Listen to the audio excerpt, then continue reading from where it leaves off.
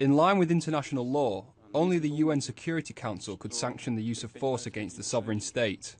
Any other pretext or method which might be used to justify the use of force against an independent sovereign state is inadmissible and can only be interpreted as an aggression. Yeah, but he's not ruling it out in general, Katie Stallard there in St. Petersburg. A bit of a softening of his attitude or not? How are you reading this?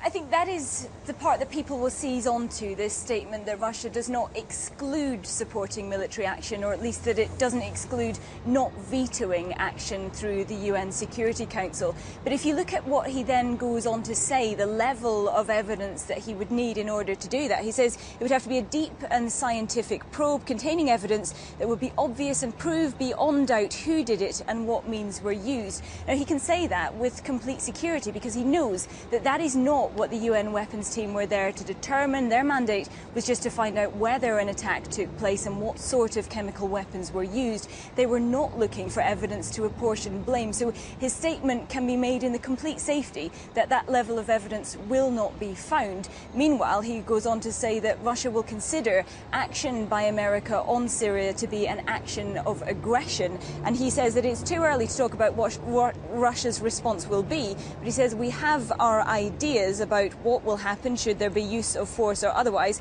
He says we have our plans.